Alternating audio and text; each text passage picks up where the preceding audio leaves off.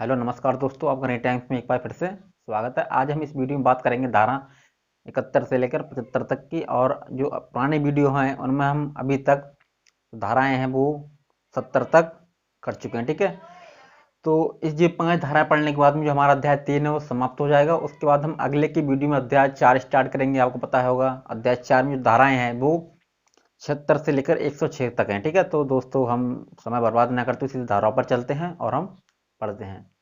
तो देखिए अध्याय 71 कहता है मैं इधर इस तरफ से आपको बता दे रहा हूँ, शायद थोड़ा छोटा लिखा हुआ होगा पर आपको दिख रहा होगा। ठीक है, अब धारा 71 कहती है कई अपराधों से मिलकर बने अपराध के लिए दंड की अवधि। देखिए दोस्तों, इसका मतलब क्या होगा।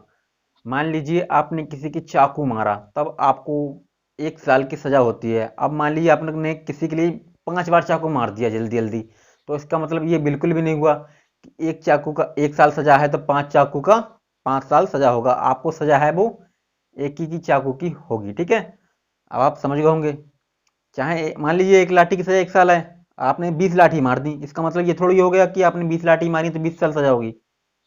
सजा आपको उतनी ही होगी, चाहे एक लाठी मारो या 20 लाठी मारो, सजा आपको एक बराबर ही होगी। ठीक है, अब धारा 72 कई अपराधों में से एक के दोषी व्यक्ति के लिए दंड।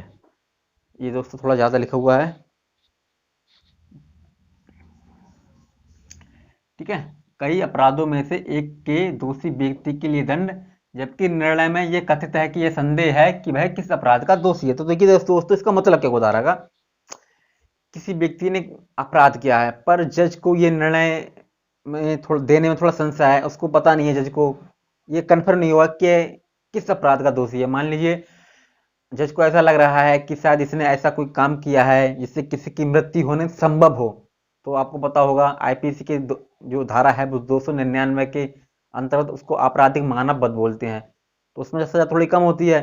और जो धारा 300 है उसमें सीधे किसी की हत्या कर देना अर्थात मर्डर को परिभाषित किया गया है। तो हत्या में जो होती है वो सजा थोड़ी ज्यादा होती है। अब जज को इस बात की है थोड़ा संशय है कि उसको पता नहीं है कि यार ये मर्डर है या आपराधिक मानव बध है, तो उसमें जो सजा सुनाएगा जज, तो वह सजा सुनाएगा जो कम हो। देखिए मर्डर अगर आप किसी का करते हैं तो आपको उम्र कैद या आजीवन कारावास होगी, हो सकता है मृत्युदंड भी हो। पर जो आपराधिक मानव वध है जो आईपीसी के 299 के अंतर्गत परिभाषित किया गया है उसमें थोड़ी सजा कम होती है। तो यहाँ पर जो सजा दे जज, अगर जज को कंफर्म नहीं है कि इस व्यक्ति ने हत्या की है या आपराधिक मानव वध किया है, तो जो जज है वह आपके लिए वो सजा सुनाएगा जो इन दोनों मामलों में कम हो। ठीक है, अब आप समझ गए होंगे। धारा 73 दोस्तों, अब हम बात करते हैं धारा 73 की। धारा 73 के लिए कहा गया है एकांत परिरोध। एकांत परिरोध का मतलब क्या हुआ। देखिए एकांत परिरोध का मतलब हुआ है एक तरीके से तन्हाई, यानी आपको अकेले में रहना पड़ेगा। ठीक है, तो एकांत परिरोध तो होता है, तो इसको एक प्रकार से मान लीजिए कि अब कठोर कारावास किसी को दिया जाता है तो साथ में एकांत परिरोध की भी सजा दी जा सकती है। ऐसा बिल्कुल भी नहीं है कि कठोर कारावास की सजा आपके लिए हुई तो एकांत परिरोध दिया ही जाएगा। ये जज साहब के मूड के ऊपर निर्भर करता है, हाँ, कि जज साहब किसके लिए एकांत परिरोध की सजा दे सकते हैं या नहीं दे सकते हैं। ठीक है, जब जज साहब किसी अपराधी के लिए कठोर कारावास की सजा सुना सकते हैं तो उनका मन है वो यह भी कह सकते हैं कि इसके लिए एकांत परिरोध की भी सजा सुनाई जाएगी। तो देखिए होता क्या है।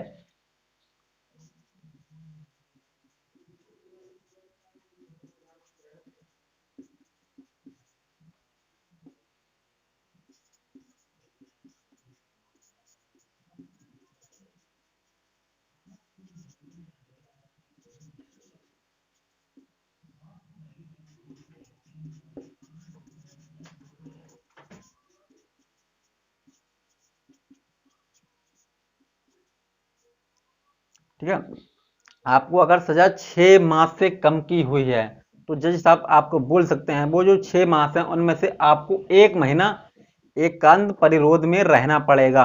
एकांत परिरोध अर्थात आपको एक अकेले में कोई मतलब काल कोठी दे दी जाएगी, आपको उसमें अकेले में रहना है। वहां पर आपका किसी भी बाहरी दुनिया से मतलब जो आप हैं उसमें कटे रहेंगे, किसी से आपको बोलना चालना नहीं होगा, आप अकेले रहेंगे। ठीक है, उसके बाद बात करते हैं 6 माह से अधिक। मान लीजिए आपको जो सजा है वो 6 माह से अधिक की हुई है तो आप में जो एकांत परिरोध की सजा है वो 2 महीने तक दी जा सकती है। ठीक है, हाँ, 6 माह से अधिक में 2 महीने आपको मतलब अलग काल कोठरी में बिताने पड़ेंगे। अब उसके बाद कहा गया कि 1 साल से अधिक। देखिए, अगर आपको सजा 1 साल से अधिक हुई तो आपको लिए 3 महीने तक एकांत परिरोध में गुजारने पड़ेंगे। ठीक है, तो ये तो जो धारा है वो 73 में कहा गया है। अब हम धारा 74 की बात करते हैं, एकांत परिरोध की अवधि। अब देखिए होता क्या है, मान लीजिए जज साहब ने आपको एकांत परिरोध की सजा दे दी। देखिए, अगर आप एकांत परिरोध में रहेंगे तो हो सकता है आपका मानसिक संतुलन बिगड़ जाए, क्योंकि ये कठोर कारावास के अंतर्गत ये सजा आती है। शायद हो सकता है आप पागल हो जाएं। तो जो जज साहब ने कहा है उसके लिए जो एकांत परिरोध है उसको एक सीमित कर दिया गया, अर्थात उसको टाइम है वो फिक्स कर दिया गया है। ठीक है, तो जज साहब ने कहा है इसके अंतर्गत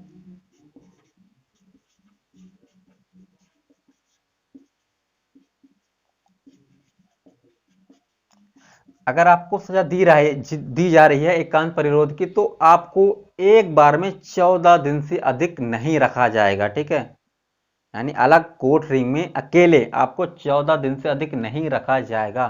अगर 14 दिन से अधिक रखा गया, हो सकता है कि आप पागल हो जाएं, हो सकता है आपका मानसिक संतुलन बिगड़ जाए। तो आपके लिए मान लीजिए 14 दिन रखा, फिर आपको सब लोगों के साथ में रख दिया, कुछ समय गुजारे, फिर आपको 14 दिन रख दिया। इस प्रकार से आपको सजा है वो दी जाएगी। इसके बाद जो दूसरी कंडीशन ये भी कहा गया है,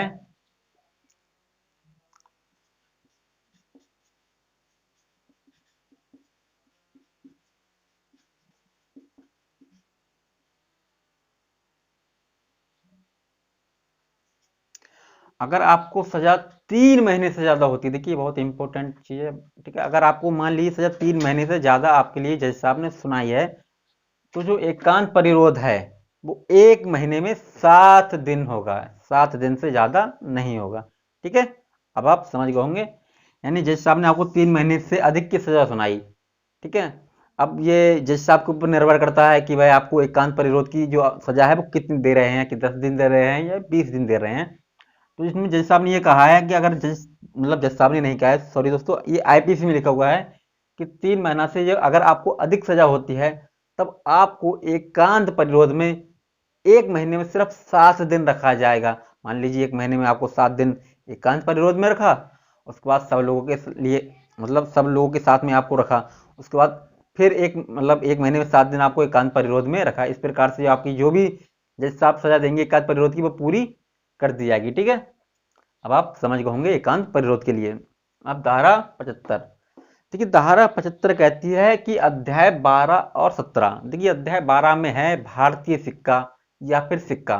ठीक है, या फिर स्टाम्प की कूटकरण, फर्जी, जालसाजी या इस प्रकार के जो भी भारतीय सिक्कों का बनाना, फर्जी सिक्के बनाना या फर्जी स्टाम्प बनाना, उनसे संबंधित। और अध्याय 17, 17 अर्थात संपत्ति से संबंधित।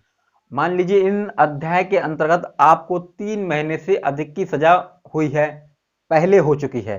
ठीक है, आपने कोई ऐसा क्राइम, मान लीजिए आपने कोई भारतीय सिक्का है आपने फर्जी बना दिया, तब आपको 3 माह से, सॉरी दोस्तों यहाँ 3 सॉरी यहाँ 3 माह से नहीं है, 3 साल है। ठीक है, ठीक है, 3 साल आपने कोई भारतीय सिक्का को बनाया फर्जी और आप पकड़े गए, आपको 3 साल से अधिक की सजा हुई। इसी प्रकार कोई संपत्ति से संबंधित आपने केस कर दिया और उसमें भी आपको 3 साल से अधिक की सजा हुई और आप जमानत पर छूट गए। उसके बाद फिर दोबारा अगर आप अपराध करते हैं, ठीक है, अगर आप फिर दोबारा अपराध करते हैं इन्हीं अध्यायों से संबंधित, तो आपको जो सजा है वो है आजीवन कारावास या फिर 10 साल कारावास हो सकती है। और यह जो सजा है वह किसी भी प्रकार की हो सकती है।